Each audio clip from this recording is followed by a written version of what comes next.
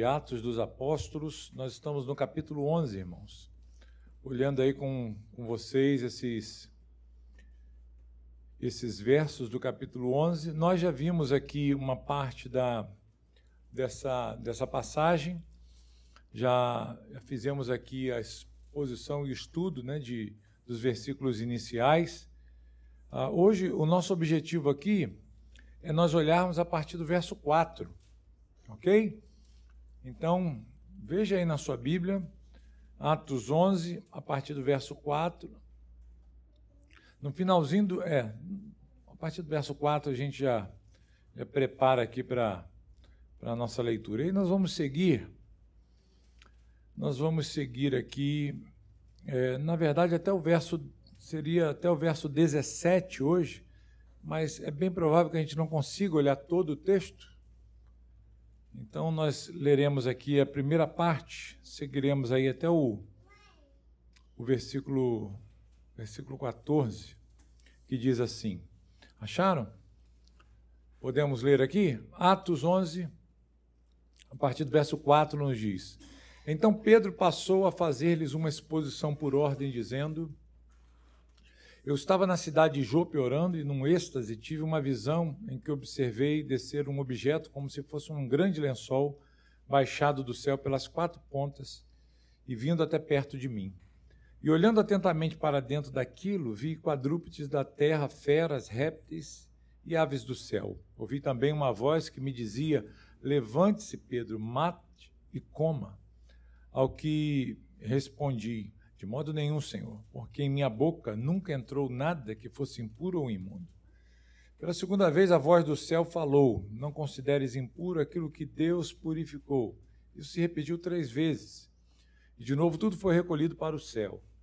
E eis que na mesma hora pararam diante da casa em que estávamos 3 homens enviados de Cesareia para se encontrar comigo.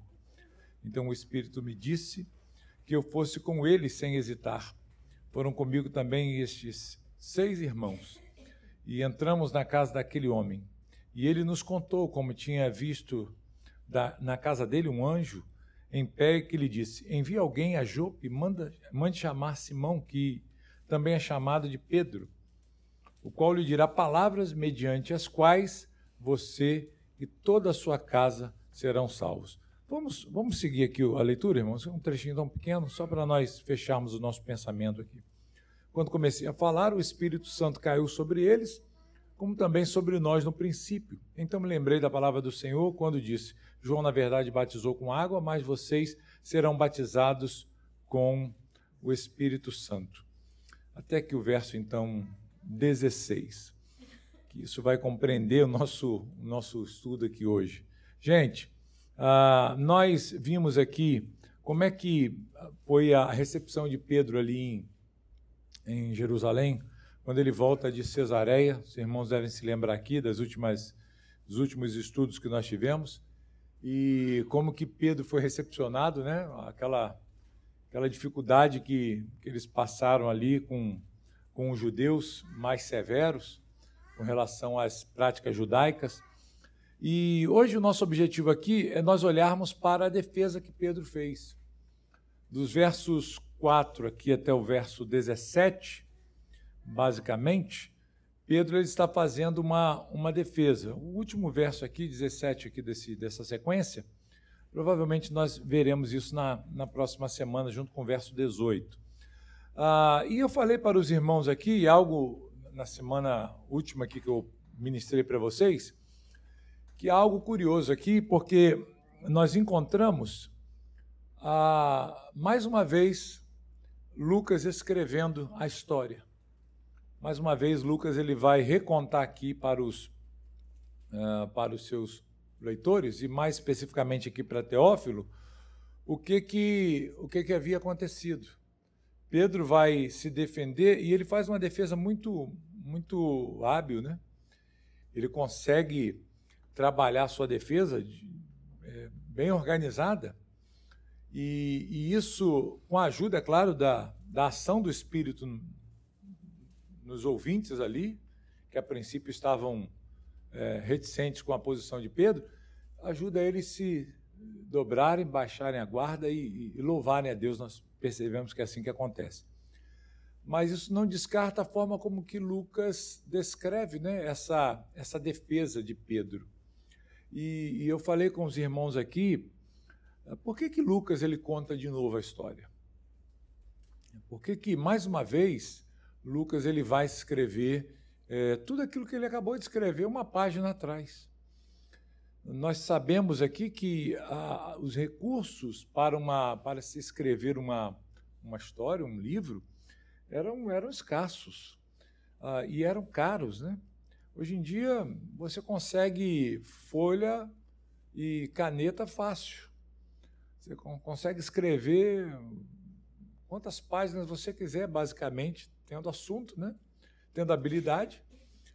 Você não deixa de escrever por falta desses materiais, mas naquela época nós devemos nos lembrar que isso era uma coisa muito difícil de se conseguir. E por que Lucas, então, ele vai gastar um material tão caro,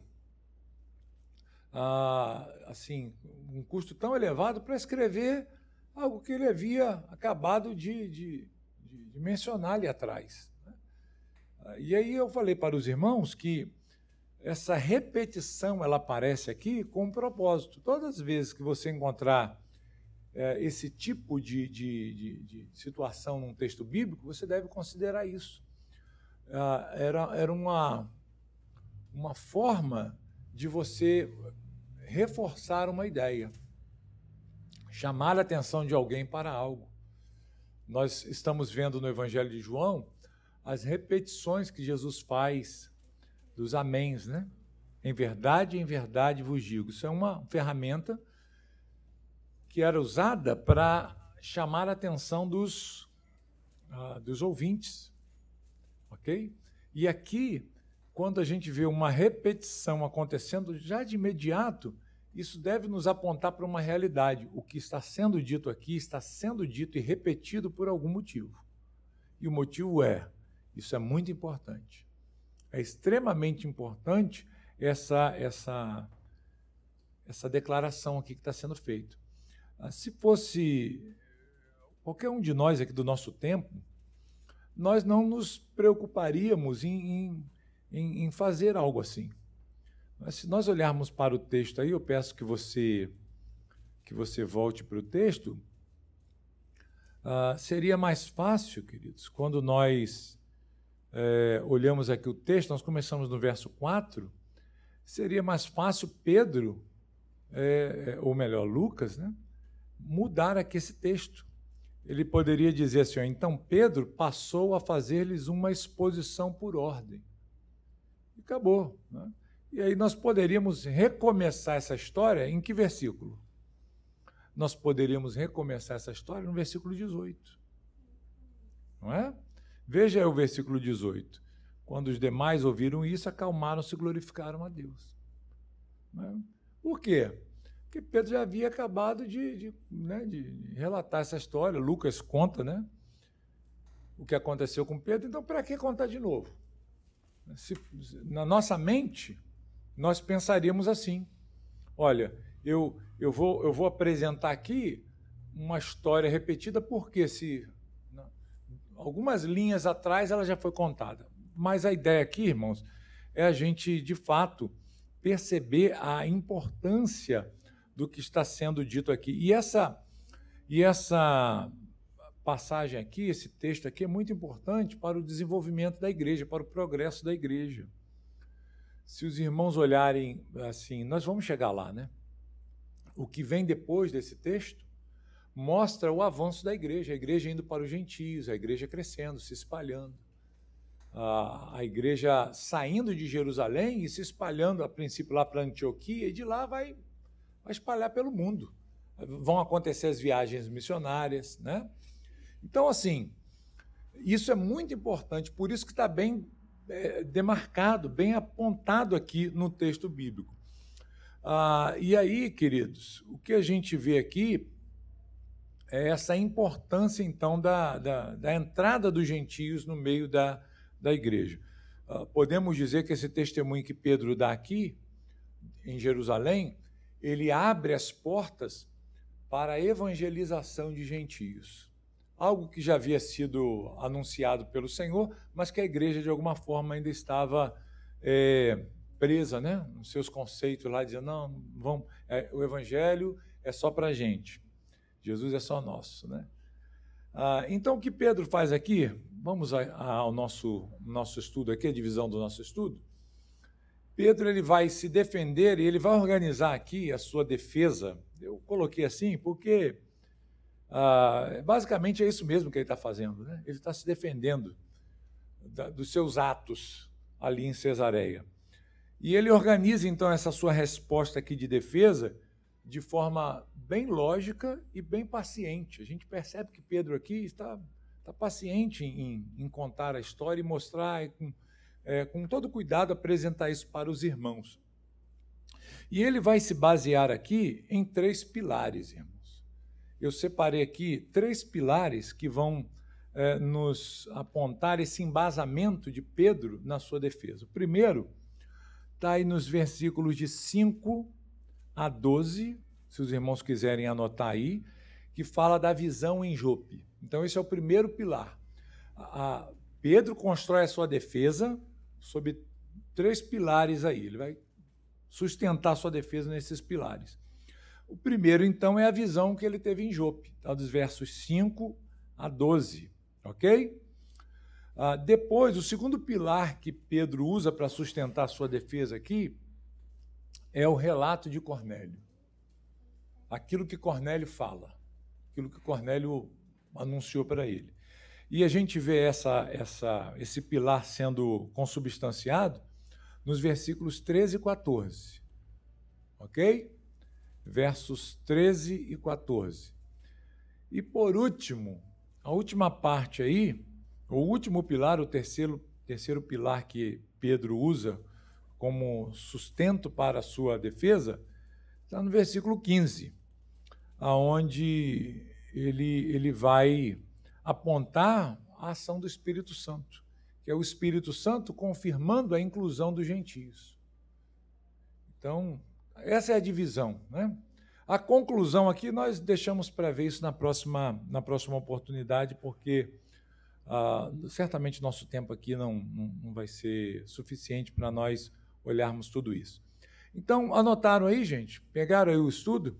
Primeiro a visão em Jope, dos versos 5 a 12, depois o relato de Cornélio, de 13 a 14, e no verso 15, o próprio Espírito Santo, a confirmação do Espírito Santo, incluindo os gentios dentro da igreja. Então, vamos olhar para os versos iniciais aqui, que fala da visão que Pedro teve em Jope, versos 5 até o versículo 12. Os irmãos devem já se lembrar aí, porque isso já foi contado e estudado bem. Pedro está ali na casa de Simão, na cidade de Jope, né? E ele está no eirado, na casa, por volta do meio-dia, hora do almoço, lá eles estavam, né? Enquanto estavam preparando alguma coisa para ele comer, ele sobe para orar. E lá ele tem aquela visão do lençol, né? Desce um lençol, chega perto dele, e ele olha para o lençol, está cheio de bicho ali, cheio de animais. E ele ouve essa voz dizendo para ele se levantar, matar aqueles animais e comer. E a resposta de Pedro é qual? De modo nenhum, Senhor. De forma alguma. Eu jamais comi algo impuro. E o Senhor diz, olha, aquilo que eu considerei puro, o homem não deve atribuir impureza a ele. Mas isso não é suficiente para que Pedro ainda baixe a guarda. A gente viu no texto aqui que o Senhor insiste com ele. Quantas vezes? 3 vezes isso acontece, né? 3 vezes o Senhor diz para ele dar essa visão e parece que Pedro ainda assim, por 3 vezes, tendo essa visão, tendo essa exortação, ele ainda está irredutível. Ele está dizendo, não vou comer mesmo, de forma alguma. Por quê? Porque na dieta dos judeus, isso era impensável, era inconcebível. Deus não está falando ali com Pedro em termos de comida, ele está tratando com pessoas. O que ele quer mostrar para Pedro é que os gentios que eram excluídos estão sendo inseridos agora na igreja, e Pedro e os judeus não deveriam olhar para esses, agora irmãos em Cristo gentios, como imundos, desqualificados, menos importantes ou impossibilitados até mesmo de entrar na igreja, de forma alguma. E o que nos dá ênfase aqui no texto é o verso 9, né, que essa declaração do Senhor: não chame de impuro aquilo que Deus purificou. Uma outra parte que a gente vê aí é que não somente isso acontece, mas como nesse mesmo instante os gentios que foram enviados lá por Cornélio chegam nesse exato momento e procuram por Pedro. E na mesma hora o Espírito do Senhor fala para Pedro: olha, estão aí esses homens para te levar lá para falar com Cornélio. E vá sem questionar coisa alguma, vá sem hesitar. Não argumente nada, porque Pedro ainda estava com essas dificuldades aqui. Então, o que a gente viu aqui nesse texto, queridos? É que Pedro estava sendo ensinado por Deus, né? Aqui, dizendo: olha, os gentios estão incluídos também na aliança e nós não devemos fazer essa separação, porque isso foi quebrado, né? Foi tirado essa resistência, né? Essa parede que havia foi derrubada pela própria obra de Cristo. Você ia falar, irmão? Sim, como o senhor falou, ele está fazendo uma defesa, né, da atitude dele de orar de pregar, orar por aqueles homens e do Espírito descer sobre eles, né? Ele está fazendo uma defesa de ele ter participado daquilo. É interessante que ele dá esse argumento dessa questão do lençol, dos répteis, para convencer essas pessoas. Sim. Então, certamente não está falando de comida. Né? Não, ele entendeu isso. A princípio, Pedro não tinha entendido. Ele estava pensando que era uma questão só de alimento mesmo. Ele estava com fome, né? Quando estava preparando o almoço. Então, não é isso. Só que ele entendeu depois. Depois ele entendeu. Só que aqui, irmãos, o que ele está fazendo é uma defesa. Então, o que Pedro está procurando fazer aqui? Está querendo mostrar a direção que ele recebeu de quem? De Deus. Lembremos que Pedro está diante de judeus que são fervorosos nas suas tradições, que não estão aceitando o fato dele ter entrado na casa de um gentio e comido com esses gentios. Então, Pedro está procurando aqui explicar, mostrar para eles essa realidade. Né? E ficar lá. Né? Então, a ideia é exatamente mostrar para ele que o que ele fez ali foi algo que, a princípio, ele também não queria fazer. Pedro está dizendo assim, em outras palavras: eu entendo a dificuldade que os irmãos estão tendo com aquilo que eu fiz lá. Porque eu também tive essa dificuldade. O Senhor precisou usar uma situação inusitada, uma visão, para me convencer. E olha que eu não fui convencido na hora, não. Ele faz questão de mostrar para os judeus ali, que estão diante dele ali em Jerusalém: olha, eu insisti 3 vezes dizendo: de forma alguma, eu sou um judeu raiz, né? Eu estou com o povo lá de Jerusalém, né? Eu imagino Pedro fazendo isso, falando para os irmãos, né? Irmãos, olha, eu não cedi rápido assim não, como vocês estão pensando, né? Não sou um herege. Eu, assim, na hora, eu fiquei assim, decidido, falei: não, eu sou um judeu, eu não posso me misturar com esse tipo de alimento, eu não posso me contaminar. E Deus falando: você pode, você deve. Não considere imundo, eu sei entender aquilo, considerando. E aí ele vai dizer: e enquanto eu estou pensando nisso, o Espírito Santo fala: chegaram aí os homens para te levar, para você dar testemunho. Não tenha medo, não hesite, né? Não contradiga essa decisão.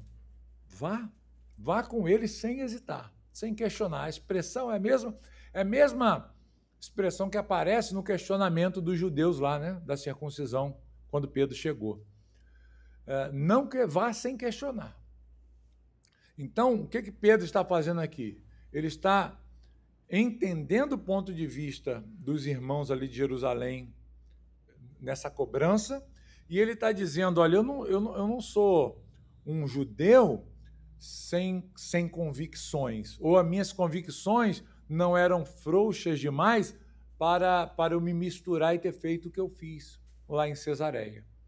Pelo contrário, assim como vocês estão resistindo a essa posição, essa minha posição, eu também resisti.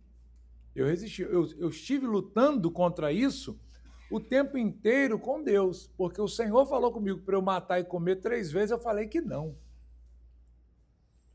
Eu até citei na época que a gente estudou esse texto mais lá para trás, como é que você concilia a expressão não de modo algum, Senhor, né? Como é que você fala isso para Deus? Deus fala, faça isso. Aí você fala assim, não faço isso mesmo, Senhor.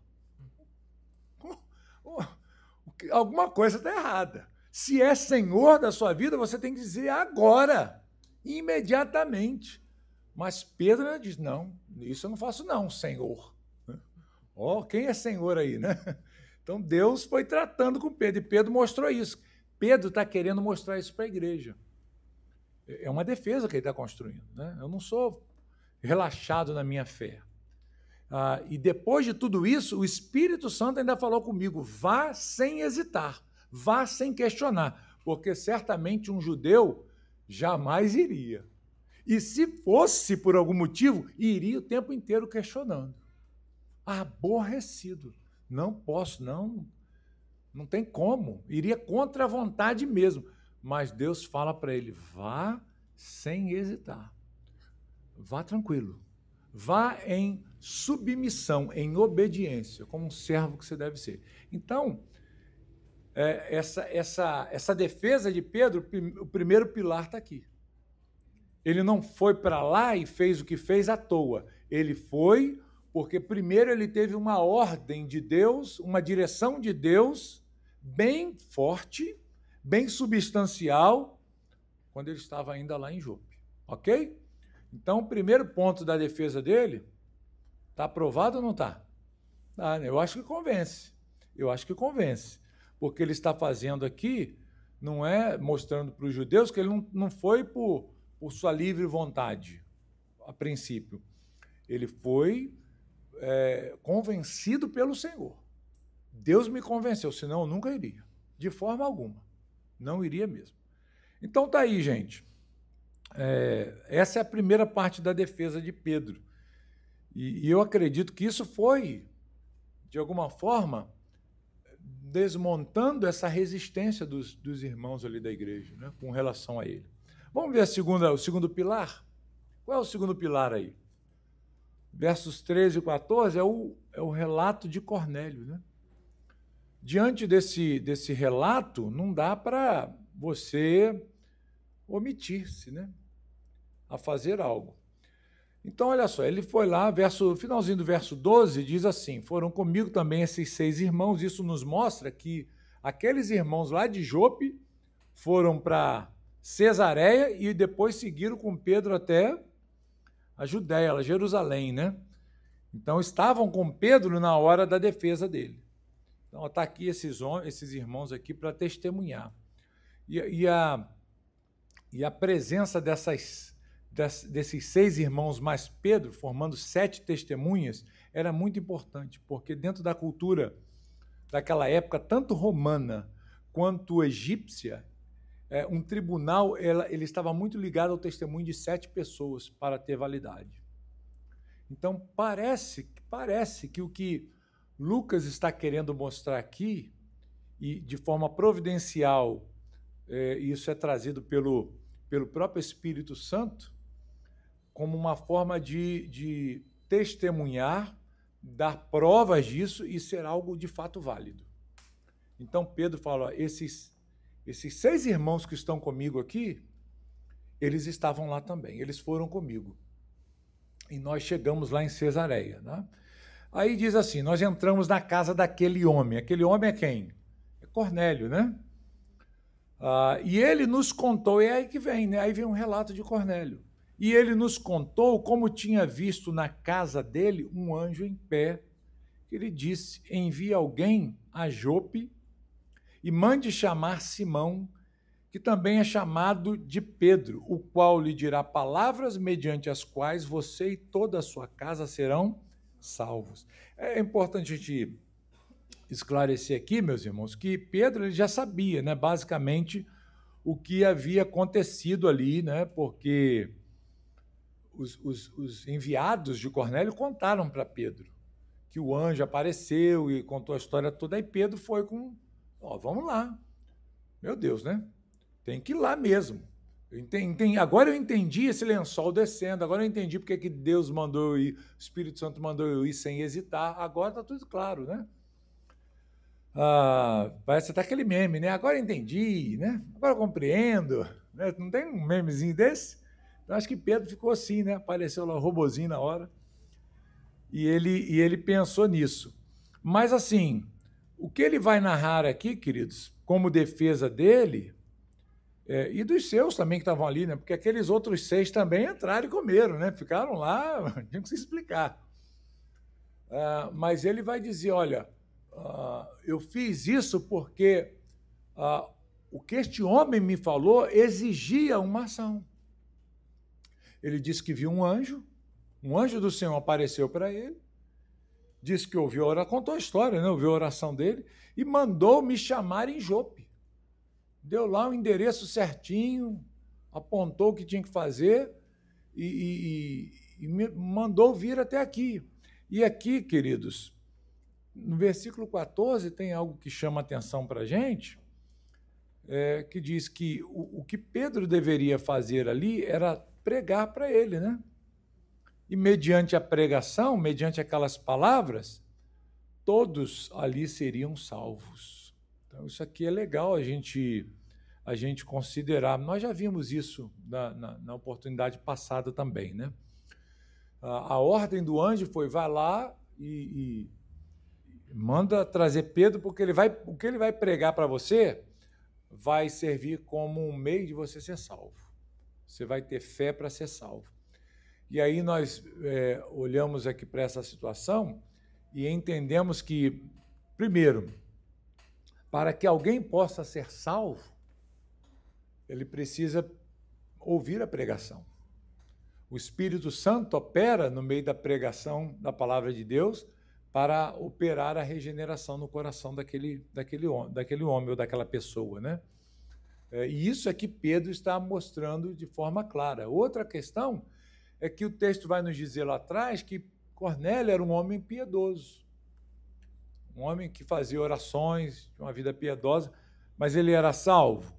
Não era salvo, né? Ele estava sob a influência da graça de Deus, mas ele ainda não possuía o Espírito de Deus. Então a gente precisa ter muito cuidado com um entendimento errado, muitas das vezes, que há no meio cristão, de que o fato da pessoa, às vezes, ela simplesmente pelo fato de ela gostar do evangelho, frequentar a igreja, ouvir, né, louvores, pregações, às vezes, isso já presume que ela é uma pessoa cristã. Nem sempre. Bom comportamento não significa salvação. Quando a gente pergunta, evangelizando as pessoas, por que elas acham que elas devem ir para o céu, geralmente elas falam o seguinte: eu sou uma pessoa boa. Já ouviu isso? Alguém já ouviu isso, evangelizando? Eu vi direto.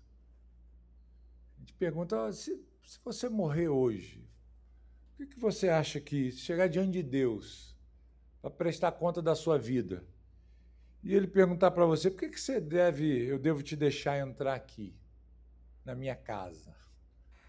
O que você diria para Deus? Ele vai dizer, eu diria, Deus, eu sei que eu vacilei, mas eu sou uma pessoa boa, sou uma pessoa bacana.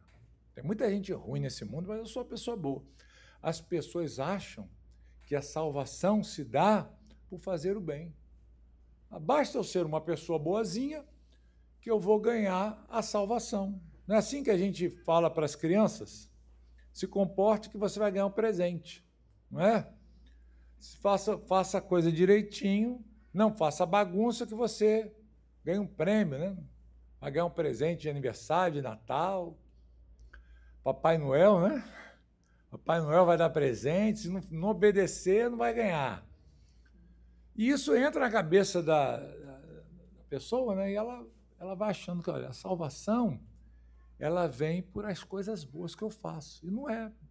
Cornélio era piedoso, um homem que fazia o bem, dava esmolas, mas o anjo disse para ele, vai lá, traz Pedro, porque ele vai falar algo para você, você vai ouvir essa palavra e, mediante aquilo que você ouvir, você vai ser salvo. Então, isso aqui derruba qualquer ideia, qualquer conceito que a gente possa ter de que a salvação é por boas obras, é por mérito, por aquilo que eu faço de bom. Não é. É pela fé em Cristo Jesus. E a gente vê aqui também a soberania de Deus, né, gente? Porque quantos foram salvos nessa casa? Todo mundo. Todo mundo. Né? Assim, todos que foram levados ali, foram convidados para aquela reunião, o Senhor disse, serão salvos. Sua casa inteira, aqueles que fazem parte, né, da sua família, todos vão alcançar a salvação aqui. Isso é a soberania de Deus em salvar. Ok? Então, isso aqui é muito legal. Isso nos mostra também, queridos, os dois lados dessa moeda, né? A gente vê a soberania de Deus em salvar quem Ele quer, operando, mas a gente vê também que Deus usa, por outro lado, a nossa pregação, a proclamação do Evangelho e a nossa obediência em pregar a palavra para aqueles que estão precisando de ouvir o Evangelho. Não dá para a gente pensar, como alguns gostam de sugerir, né, esse espantalho, já que está todo mundo eleito, não precisa pregar para ninguém. Já ouviu isso? Já que Deus elegeu, para que pregar? Vamos ficar em casa. Não vou evangelizar nada. Por quê? Porque se evangelizar não tem sentido. Deus vai salvar a si mesmo. Mentira. Isso é um erro terrível. Deus poderia salvar Cornélio sem Pedro? Se ele quisesse, ele tem poder para isso? Pode, não pode? Ele fez isso. Mas quem que Deus usou e qual foi o meio que Deus usou para a salvação de Cornélio? Deus usou Pedro e Deus usou a pregação. E Pedro começou a pregar e pregou o Evangelho. E pregando o Evangelho, Deus colocou fé no coração daqueles homens, todos foram salvos. Ok? Então, Pedro está argumentando com os judeus ali em Jerusalém isso. Eu entrei porque Deus me mandou entrar. Eu entrei porque foi dada uma ordem que o que eu pregaria traria salvação para aqueles homens. E aí eu fui lá e comecei a pregar. Essa foi a defesa de Pedro, mostrando para eles que para que os gentios pudessem também ser unidos à igreja, precisavam do quê? Precisavam da pregação da fé. Mas não precisavam da circuncisão, da obediência às leis de Moisés? Não. Isso aqui é um ponto que está sendo apresentado aqui. Com essa defesa de Pedro aqui, ele está mostrando claramente, ninguém é salvo por fazer boas obras e ninguém é salvo por observância da lei. Na cabeça do judeu crente em Jesus, o que ele achava? Quem sabe? O que ele pensava? O que um judeu crente em Jesus pensava acerca da salvação? Que era para eles apenas. E como é que quem abraçasse a fé em Jesus, deveria circuncidar? Deveria guardar a lei? Era natural isso. Se você não circuncidar, você não pode ser salvo. Não é isso que vai acontecer lá na frente? Quando Paulo volta da viagem missionária, não é? Atos 15, Atos 15, os primeiros versos de Atos 15 mostra isso. Depois confere aí para mim. Falei aqui, mas acho que é isso mesmo. Algumas pessoas entraram lá falando, olha, se vocês não circuncidarem, vocês não podem ser salvos, está vendo? É isso aí, está vendo? Versículo 1, está na tela aí. Conseguindo ver? Alguns indivíduos que foram da Judéia para Antioquia ensinavam aos irmãos: se vocês não forem circuncidados, segundo o costume de Moisés, não podem ser salvos. E aí? Então, esses judeus chegaram lá em Antioquia que havia se convertido, falaram: legal, tudo bem com vocês, vocês creem em Jesus, né? Ah, nós cremos, agora nós somos crentes, somos irmãos. Espera lá, vamos devagar. Vocês já foram circuncidados?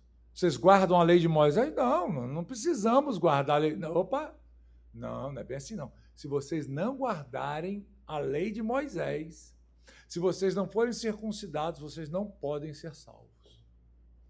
Então é fé em Jesus mais obras. Obediência, né, à lei rigorosamente, e fé em Deus. Não é isso que é o cristianismo. Com isso, o que Pedro está apontando no seu segundo pilar aqui de defesa? Olha, eles foram salvos por meio da pregação em Cristo Jesus, a fé em Jesus. Eles creram. Eu preguei. Eu não fiz nenhum cerimonial judaico naquela casa. Não levei eles para a sinagoga e li lá a Torá, fiz as rezas, os momentos culticos lá do judaísmo, não os circuncidei primeiro, foi só na pregação e acabou. Ok? Então, isso aqui abre uma porta muito grande para o evangelho se estender para os gentios, né? Para os judeus isso era natural até, né? A gente deve até entender isso, queridos, porque onde é que nasce o evangelho? Onde é que o cristianismo nasce? No meio dos judeus. Então é esperado isso acontecer mesmo, né? Porque a lei mandava você, de fato, guardar todo o mandamento. Ok? Então, só que assim, eles achavam que por isso haveria salvação, né? Mas Deus está aqui mostrando que não é assim. Então, Pedro, o segundo pilar é esse. Ele falou: Cornélio contou algo. E o relato de Cornélio mostra que Deus está aprovando isso, que Deus está querendo fazer isso. Não fui eu que inventei, estava lá em Jope, na hora do almoço com os irmãos, e aí, o que nós vamos fazer? Não sei. Eu tenho uma ideia. Qual a ideia? Vamos lá em Cesareia e vamos pregar para os gentios e vamos convertê-los. Ninguém deu essa ideia. Isso partiu de quem? Partiu de Deus. É isso que Pedro está argumentando. Essa história aqui foi o anjo que começou tudo, né? Tudo começou quando um anjo apareceu para Cornélio.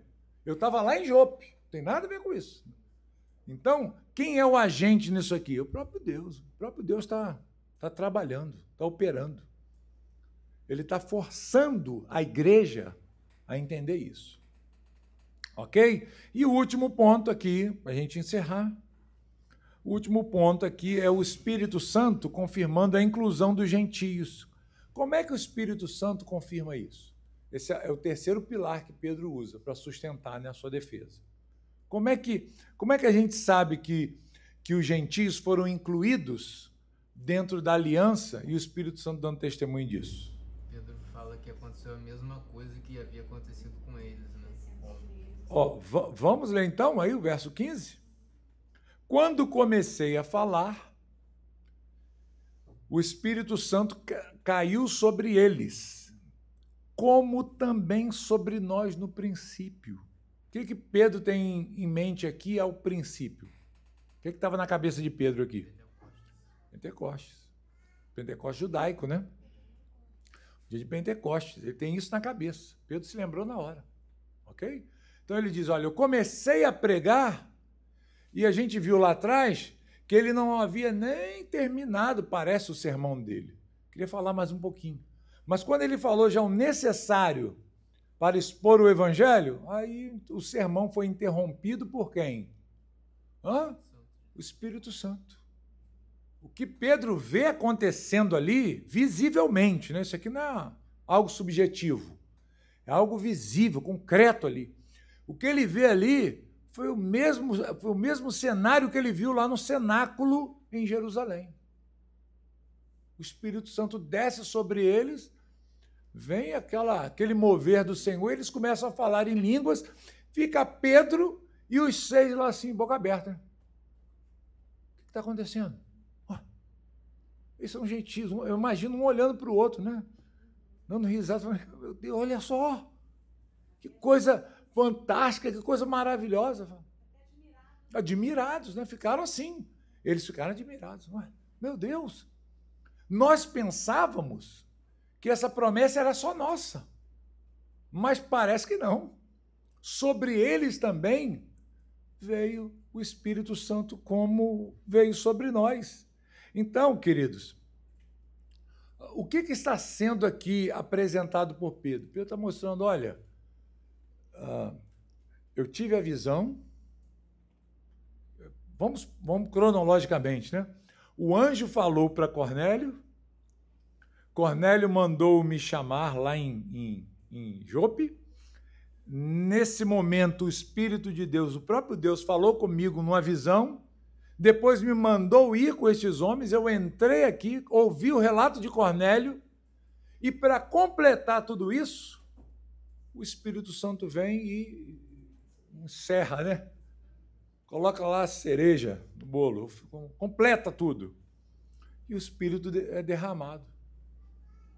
Ele chega a dizer aqui no verso seguinte, né? Vamos lá, cadê? Opa! Que na mesma hora ele se lembrou do quê? Me lembrei da palavra do Senhor quando disse, João, na verdade, batizou com água, mas vocês serão batizados com o Espírito Santo. Aí, você vê aqui, né? Na cabeça dele foi assim, algo assim, se encaixando. Aí ele entendeu, aquilo que foi prometido lá atrás está se cumprindo agora aqui também com os gentios. Então ele disse, olha, o mesmo dom que nós recebemos, eles também receberam. E isso conclui aqui, então, o pensamento de Pedro, né? Diante daquela cena, né, que ele presenciou lá em Cesareia, espelhando, né? Espelhando aquilo que aconteceu lá em Pentecostes, né? E mostrando que Deus aceitava os gentios sem a necessidade de uma judaização.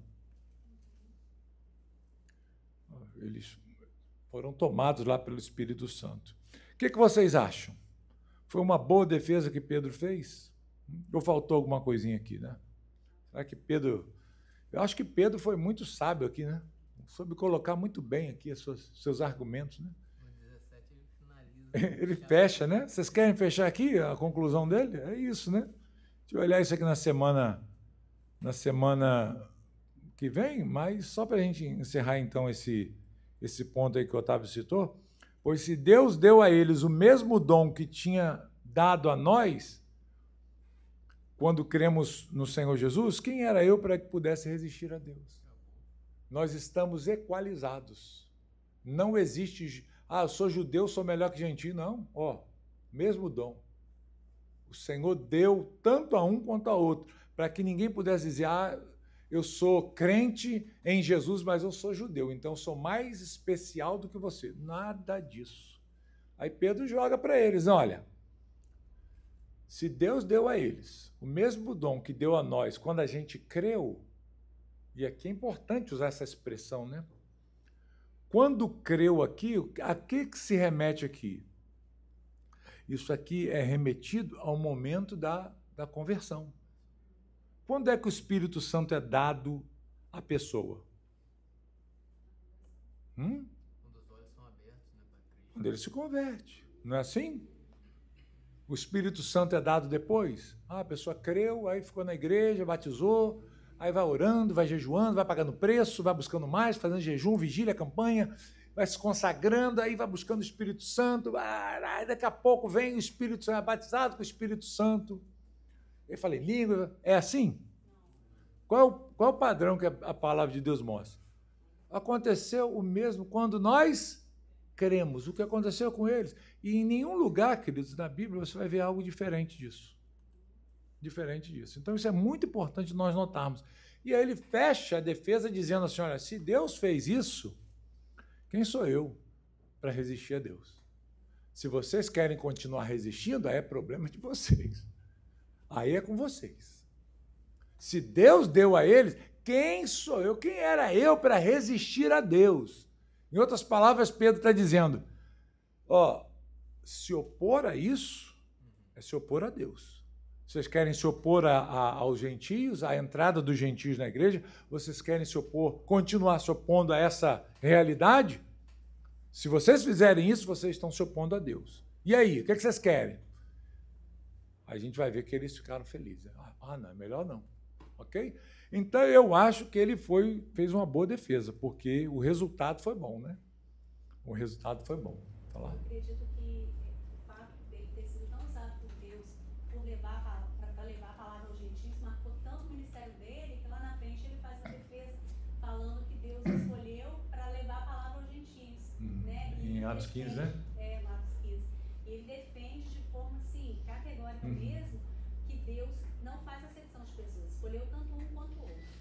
Porque essa é a briga que...